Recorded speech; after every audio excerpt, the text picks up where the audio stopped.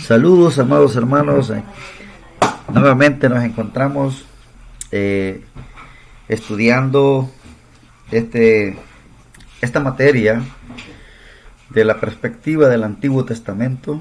Es una materia que le va a ayudar mucho. En lo personal, a mí me ayuda mucho porque tengo los bosquejos de cada libro y podemos orientarnos mejor. Y vamos a orar para luego iniciar. Señor, en esta hora te doy gracias porque permitiste que este día estuviéramos con vida, Señor. Agradeciéndote por los hermanos que están estudiando, Señor, y por los maestros que están solícitos en enseñar tu palabra, Señor.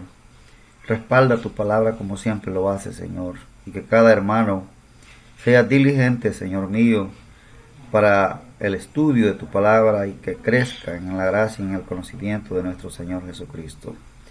Yo te pido esto en el nombre de tu Hijo, Señor. Amén. Bien, amados, como ya hemos visto, el tema acá, tenemos la perspectiva del Antiguo Testamento y esta es la séptima parte. Y hoy vamos a estar viendo los libros de Crónicas, primero y segundo de Crónicas. El primer libro de Crónicas y el segundo libro es una gran cantidad de personas que encontramos estos libros históricos sin sentido a veces. Entonces hay una gran cantidad de personas que no encuentran sentido cuando llegan a las genealogías. Estos libros históricos del Antiguo Testamento son un poco faltos de interés para muchas personas. Sin embargo, es una porción emocionante porque es la palabra de Dios. Toda la Biblia es la palabra de Dios. Muchos hemos considerado a estos libros de Crónicas como si fuera un duplicado de Reyes, pero no cubren lo mismo. Los libros no son iguales. Los traductores griegos hallaron a estos libros, o los llamaron a estos libros, las cosas omitidas. Hay cosas que se omiten que están en los otros libros. Lo que nosotros vamos a encontrar aquí es que Dios volverá a reinar a través de la historia, como lo están palpando ellos aquí estos libros, y va a reconocer todo. Vamos a ver el territorio de lo que Dios ha prometido y lo vuelve a recordar estos libros. Entonces primero vamos a ver esos asuntos que hay que considerar, que son importantes, y es el caso que tenemos delante de nosotros en estos libros. Por ejemplo, el tema aquí en este libro primero es David, y en el segundo libro de Crónicas lo que se destaca es la casa de David. En el primero tenemos al rey David, y luego en la segunda es a la familia de David, la descendencia de David. Y uno se pregunta por qué David toma tanto protagonismo. Pues estos libros enseñan que de la raíz de la descendencia de David va a salir Jesucristo. Cuando vino a nacer, que se encarnó y nació en este mundo a través de María. David mismo es el hecho de la historia, y no porque David sea solamente el más importante. La importancia de David aquí es porque de la descendencia de este viene el Señor Jesucristo según la carne. Entonces encontramos aquí en Crónicas, vemos la historia de Judá y el reino del norte que quedó prácticamente ignorado cuando se hizo la división. Tenemos el pecado de David con Betsabé. Aquí no se menciona ese pecado. El pecado de David con Betsabé no se menciona. En Crónicas ocupa un lugar de importancia, como es el templo de Jerusalén. En los libros de los reyes la historia de la nación se da desde el trono, pero en Crónicas la encontramos desde el altar. Entonces, Crónicas es una interpretación del libro de Reyes. Hay una referencia en Reyes cuando leemos, no está escrito en el libro de las Crónicas de los Reyes de Israel.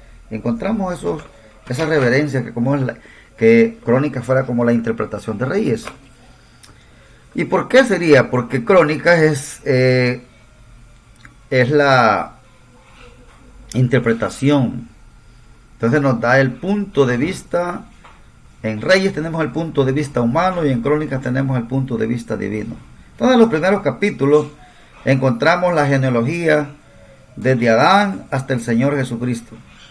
Y estas genealogías las volvemos a ver en los evangelios, no detalladas como están en estos libros.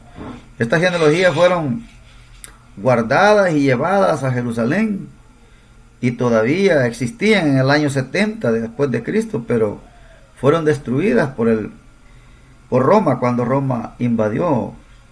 Entonces, todo esto lo van a encontrar ustedes en estos libros.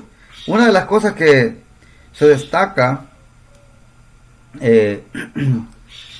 y es algo de observar son las omisiones de Caín y su familia.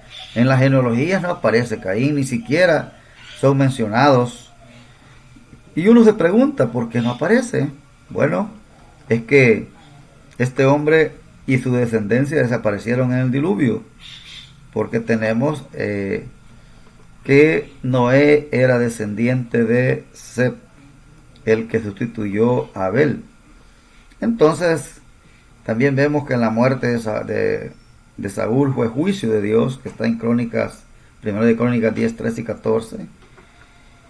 Y vemos aquí también la dirección del reino. Entonces todos estos aspectos son los que vamos a estar viendo en esta estructura. Por ejemplo, tiene 29 capítulos el primer libro de Crónicas y tiene dos divisiones principales.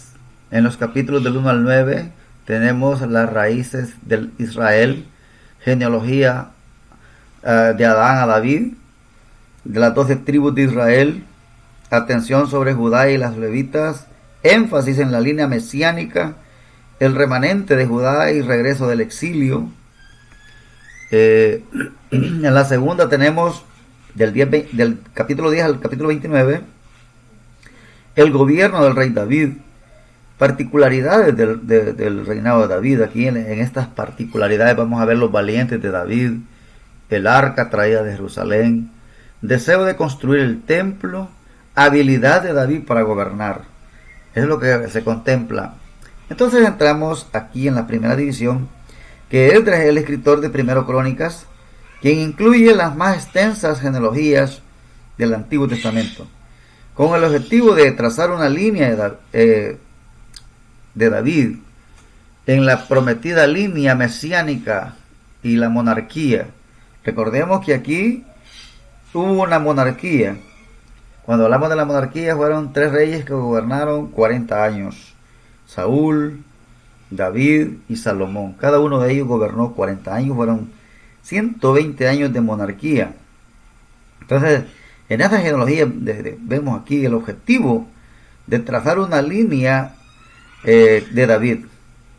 Esa prometida línea mesiánica. Por eso es que es interesante. Y si ustedes conocen el bosquejo y tienen el bosquejo a la mano y están estudiando, sabrán y les va a parecer interesante por qué debo de estudiar el Antiguo Testamento. Porque todo lo que está en el Antiguo Testamento, en el Nuevo Testamento lo vemos cumplido, hecho realidad. Entonces también tenemos el enfoque, se centra en la tribu de Judá. Aquí en la genealogía vemos que el enfoque está en la tribu de Judá, porque es la tribu de David y la cual vendría el Cristo. Por eso es que es importante esa genealogía. Son 9 capítulos. Es la más grande genealogía del Antiguo Testamento. Primero de Crónicas tiene 9 capítulos de genealogía. Entonces la tribu de Leví, donde vendría el sacerdocio, también tiene la importancia de la tribu de Leví porque vendría el sacerdocio. Sería prominente en la adoración en el templo y la enseñanza al regresar a la tierra de Israel. Entonces Dios acá instituyó también la tribu de Leví, y la importancia de esta tribu era porque los sacerdotes eran los encargados de la adoración, de llevar la enseñanza, de enseñar a la nación. También tenemos la tribu de Benjamín. ¿Por qué es importante? Porque la tribu de donde provino el rey Saúl, la cual apoyó a David. Esas tribus siempre se mantuvieron, esas constituyeron el reino del norte, del sur, Judá y Benjamín, porque en el reino del norte estaban el resto, que eran 10 tribus. Entonces podemos ver que tiene mucha importancia estos libros. En la sección segunda, que es del 10 al 29, en esta sección se distingue ciertos aspectos del reinado de David, enfatizando lo positivo y lo negativo del reinado de David. Poco material es dedicado al rey Saúl, ya que su reinado no trajo mucha gloria a Israel. Los pecados de Saúl son mencionados y su muerte es considerada como resultado, como juicio de Dios. Eso es interesante en esta sección, porque la muerte de Saúl es considerada como el juicio de Dios. Usted lo puede leer en el primer libro de Crónicas, 10, 13 al 14. La decisión de Dios, y allí dice que por eso Dios lo mató. Por eso Dios le quitó la vida. Porque Saúl nunca trajo adoración al Señor, siempre estuvo rebelándose. Así es considerado en este libro. Su muerte es considerada como resultado del juicio de Dios. Y obviamente que Dios va a castigar a sus hijos. Y aquí lo vemos, que este hombre fue castigado por su rebeldía. También tenemos en esta división el exitoso reinado de David en Jerusalén. Se mencionan, sin embargo, los 7 años y medio de guerra civil con la casa de Saúl. La vivieron 7 años, imagínense, de esa guerra civil entre la casa de Saúl y la de David. También mencionamos los valientes de David. Son alabados y son llamados el ejército de Dios. Estos valientes son meramente grandes guerreros, porque en el primer libro de Crónicas encontramos a partir del capítulo 11 una hazaña que hicieron estos valientes. A David se le vino sintió el deseo de tomar agua de un pozo que estaba en Belén, y que estaba la guarnición filistea ahí. Y esos hombres solo escucharon que él quería beber de esa agua. Y pasaron en medio del campamento de los filisteos y fueron a traer el agua y se la dieron a David. Y ustedes pueden leer ahí que David no la quiso tomar, porque David dijo que eso era como beberse el agua de la sangre de los valientes de sus soldados. Hicieron grandes hazañas los hombres. Por eso se les consideró el ejército de Dios, porque eran bajo la voluntad de Dios que hacían todo. Eran hombres diestros para la guerra. Entonces, el éxito del reinado de David como resultado de guardar el pacto, pero no se menciona la revuelta con Absalón, eso no se menciona, y son mencionados los detalles de la victoria sobre los filisteos para traer el arca, que fue otro hecho sobresaliente acá, porque traer el arca que había sido capturada, ahora David la trae nuevamente a Jerusalén después de la muerte de Usa, que Usa, por querer ayudar a Dios, creyó que el arca se iba a caer. Pues ese hombre murió, porque Dios nunca necesita ayuda, y es ahí donde nos equivocamos muchas veces. Queremos ayudarle a Dios, pero Dios es suficientemente capaz. Cuando Dios esté actuando, no hagamos nada, esperemos en Él. Él sabe lo que necesitamos y lo que debemos de hacer.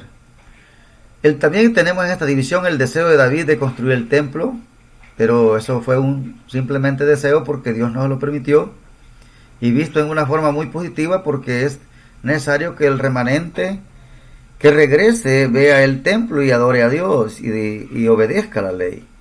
Pero David no pudo construir el templo, solo dejó los materiales, como lo podemos ver al estudiar el libro. También tenemos el pecado de David con Betsabé, es omitido, no se menciona. Una de las preguntas es, ¿por qué no se menciona ese pecado? Bueno, es que cuando Dios perdona, dice la Biblia que Él manda los pecados a lo profundo de la mar y no tiene más recuerdo de él. Así que de ese pecado de adulterio de David aquí no se menciona, pero sí se menciona el censo pecaminoso, es descrito con detalle, aunque Satanás es culpado de incitar a David a pecar. O sea, Dios permitió que Satanás incitara a David.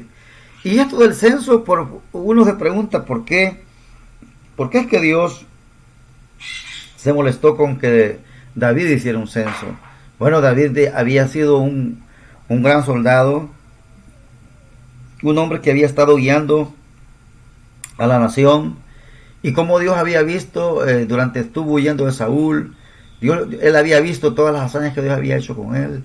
O sea, era un hombre que Dios le había demostrado su poder y que era digno de confianza. Pero David, pues aquí, la soberbia, el orgullo, quiere ver cuántos hombres cuenta su ejército. Y obviamente eso indica que estaba apartando la confianza en Jehová y estaba depositando su confianza en el ejército. Y es que eso es imposible. Cuando un creyente deja de confiar en el Señor y pone la confianza en cualquier otra cosa, le van a traer resultados muy tremendos, porque al leer ustedes, a causa de este censo, vino una mortandad tremenda en Israel por causa de este censo que David hizo. Así es que no podemos dejar de confiar en el Señor, no importando cuál sea la circunstancia. En Dios tenemos que confiar siempre, porque Él sabe lo que necesitamos, lo que mejor nos conviene. El Señor lo sabe. Pero ya David en esta época estaba siendo soberbio, y por eso se destaca en este libro ese censo pecaminoso. También tenemos con la relación a construir el templo, son proporcionados detalles de los preparativos de materiales y la colecta de fondos. Esto fue lo que se le permitió a David, recolectar los materiales y dinero para la construcción de este templo. Tenemos también las actitudes de administración de David, son ensalzadas especialmente, enlazadas especialmente con el sacerdocio levítico y el gobierno civil.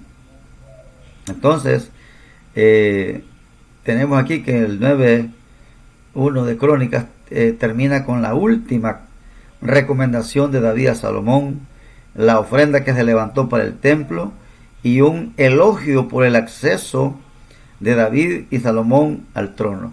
Así que es así como termina esta parte del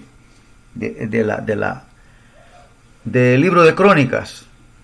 Y en segundo Crónicas tenemos la fortuna de Salomón y la caída de Judá. Aquí se registra este tremendo hecho, que la caída de Judá. Y Judá tuvo, amados hermanos, un ejemplo, casi tuvo alrededor de 117 años después de la caída de el reino del norte, que hubiese sido tiempo suficiente como para que ellos enmendaran su mal proceder y se volvieran a Dios.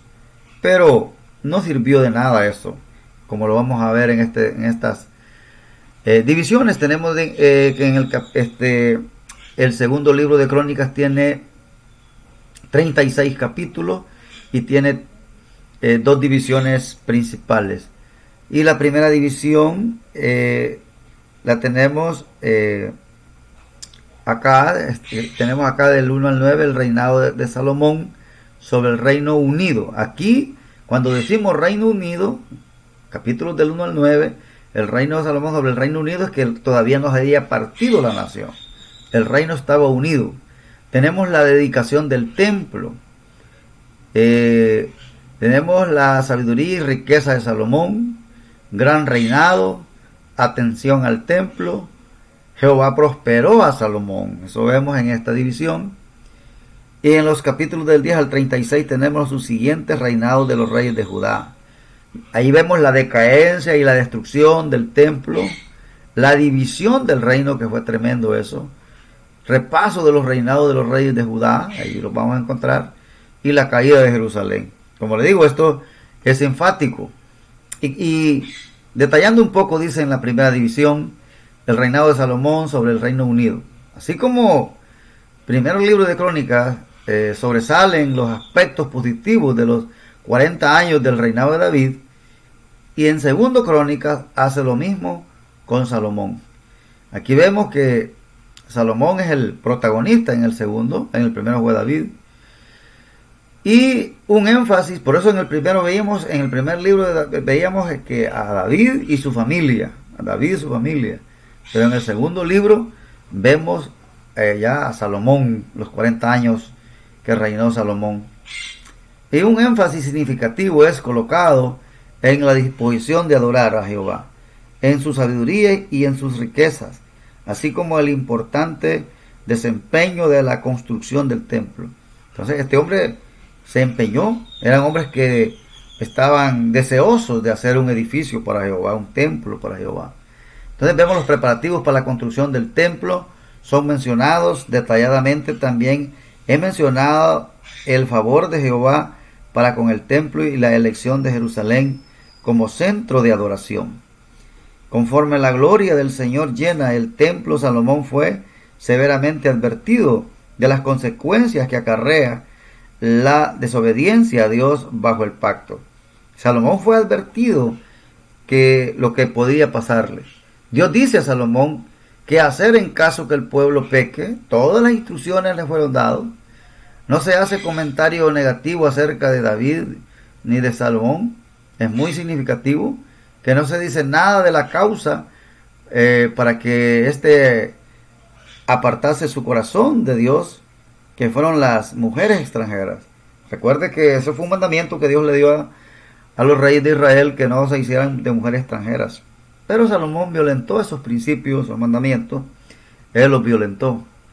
Tenemos aquí, en los capítulos 10 al 36, sus siguientes reinados de los reyes de Judá. Esta sección comienza con la división del reino después de la muerte de Salomón, dejando bien claro que la apostasía recae sobre las tribus del norte, bajo Jeroboam. Dejan bien claro que la división es el juicio de Dios por el pecado de Salomón. Dios ya le había dicho a Salomón que iba a dividir el reino, pero no lo hizo en sus días por amor al rey David, por amor a tu padre David. No voy a dividir el reino en tus días, pero Dios ya había dicho que iba a dividir el reino, y obviamente el reino fue dividido.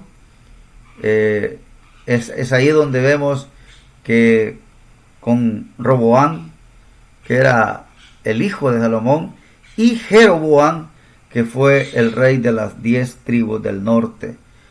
Siempre habían, imagínense por cuántos años había mantenido la unidad de la nación, pero hoy iba a dividirse en castigo de Dios.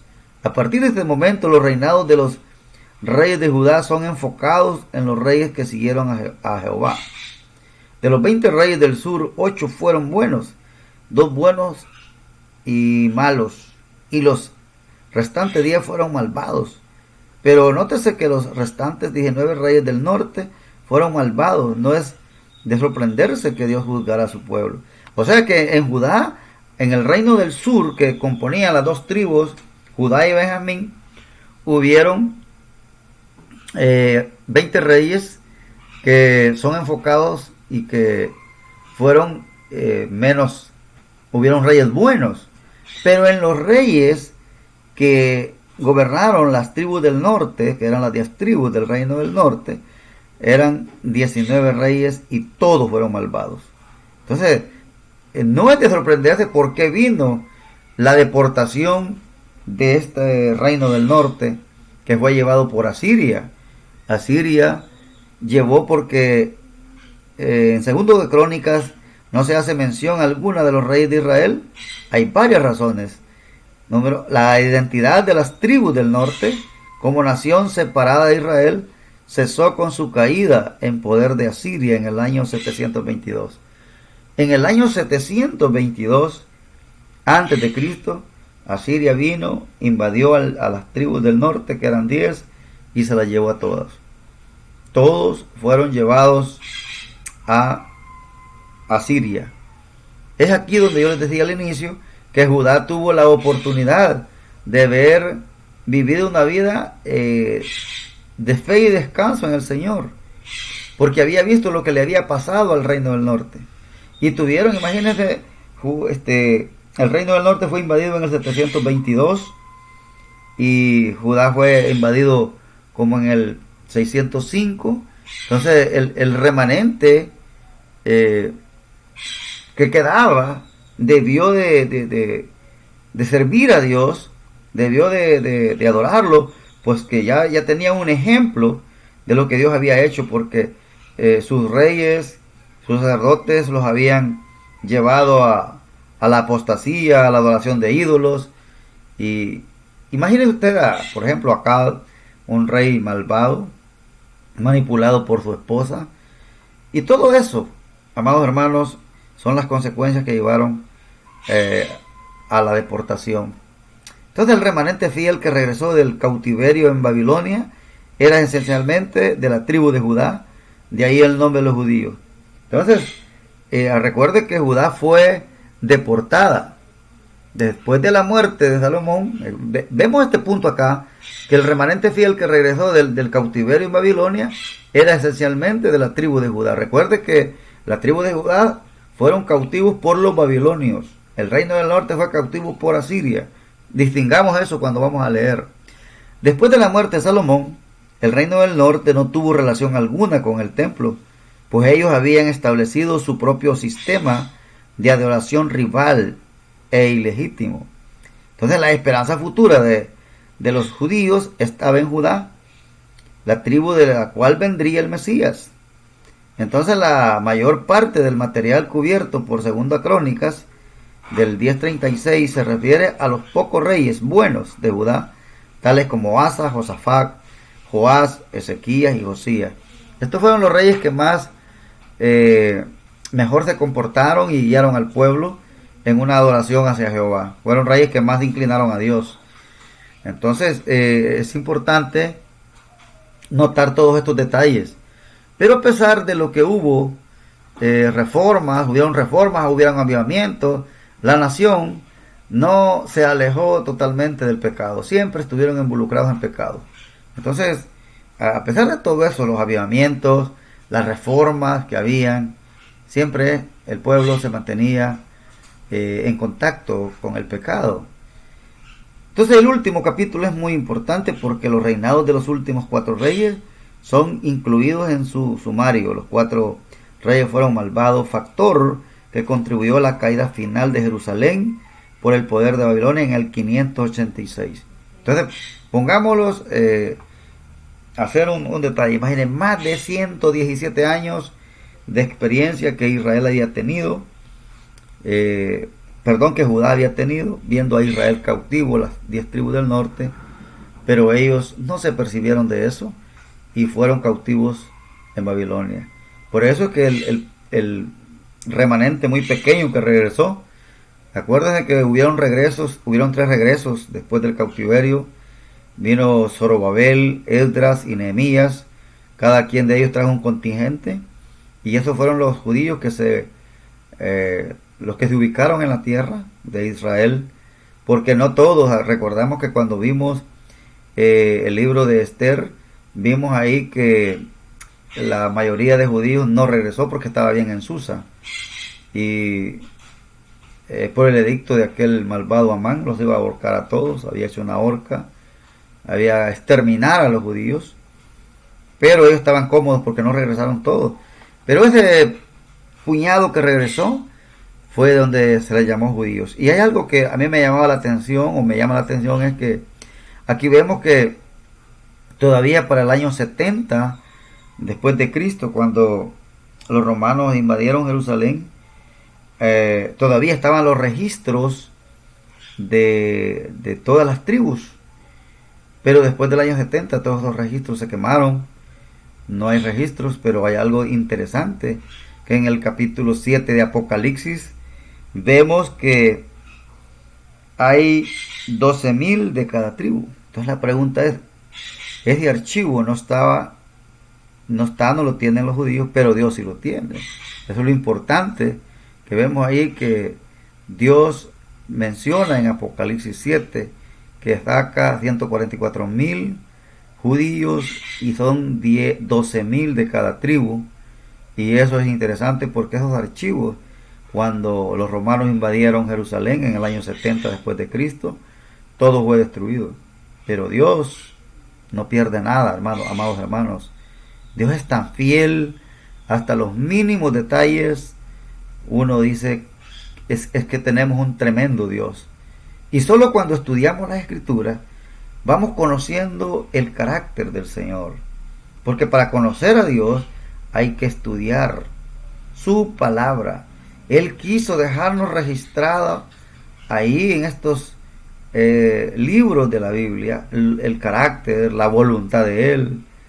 A Dios no lo podemos conocer alejados del estudio de la palabra. Es imposible. La mayoría de personas pide sabiduría, pero con la Biblia cerrada. Y así no se puede. El libro termina con la mención de la cautividad de Babilonia por 70 años, hasta que la tierra hubo gozado de reposo. Y ¿saben por qué? Una de las causas también, claro, la apostasía de Judá, y otra causa fue tremenda porque Dios dijo que cada 6 años de trabajo, el 7º año la tierra iba a descansar. Pero ellos no confiaron en la palabra de Dios y no le dieron descanso a la tierra. Entonces, cuando fueron deportados, la tierra no había descansado. Entonces Dios va a mandarlos a ellos 70 años al exilio para que la tierra descanse. Todos los años que les tocó darle descanso a la tierra y no le dieron, entonces para que la tierra descanse. Miren cómo es el plan de Dios. Vea cómo Dios te ha ordenado, cómo se hace lo que Dios dice. Si no lo haces por las buenas, las cosas de Dios las va a hacer como Él quiere. Es mejor obedecerle a como Él dice, porque si Judá hubiera obedecido a darle descanso a la tierra, cada 6 años trabajados, el 7º año tenía que descansar. Pero como ellos no lo hicieron, entonces tuvo que mandarlos a llevar cautivos para que la tierra descansase. Ese es el Dios que tenemos, amados hermanos. Entonces la tierra no hubo gozado de reposo, y la noticia de esperanza contenida en el decreto de Ciro, porque ahí también Dios usó a este rey para que él fue el que conquistó a ellos y dijo: ahora es tiempo de que regresen a Babilonia, perdón, que regresen a Jerusalén de Babilonia, que vayan a construir, el cual les permite a los judíos regresar a su tierra, reconstruir el templo. Y la causa de la caída de Jerusalén fue continua desobediencia y la falta de arrepentimiento. Eso fue la continua desobediencia y la falta de arrepentimiento. Cuando hablamos de arrepentimiento, estamos hablando de manera de pensar. Estamos hablando del cambio, la forma de pensar. Porque el arrepentimiento es malentendido, como muchos sabemos. Arrepentirse es cambiar la manera de pensar. Hace poco estuve hablando con un hermano que él es calvinista y dice que para ser salvo hay que tener fe y arrepentimiento. Y yo le digo: ¿por qué le agregas eso a la salvación? Si la Biblia solo dice que hay que creer en Cristo. Y eso ya lo hemos visto en otras materias, pero se lo traigo a memoria para que recuerden que arrepentimiento significa cambio de la manera de pensar. Por ejemplo, ahí tenemos en Lucas, en el capítulo 5, los versículos 13, si no me equivoco, cuando algunos le contaban a Jesús de aquellos 18 que les cayó la torre en Siloé. Ellos creían que esos habían muerto, que esa torre había caído sobre ellos, porque eran más pecadores que otros. Pero Cristo les apuntó al pensamiento y le dijo: ¿pensáis que ellos eran más pecadores que vosotros? Os digo, si no os arrepentís, ambos pereceréis igualmente. ¿Qué le está diciendo Cristo? Si no cambian la manera de pensar, que aquellas personas son más pecadoras que ustedes no son pecadores, que ustedes no necesitan la gracia, entonces van a perecer igualmente. Entonces, aquí Israel no dejó el camino malvado que llevaba, porque Otro concepto del arrepentimiento es, si usted es como que alguien vaya por un camino y se dé la vuelta, porque ese camino es incorrecto, para tomar el camino correcto. Entonces Israel Judá fue de continuo la desobediencia y la falta de arrepentimiento lo llevó a la cautividad. Amados hermanos, estos son datos importantes que deben de considerar al estudiar estos libros.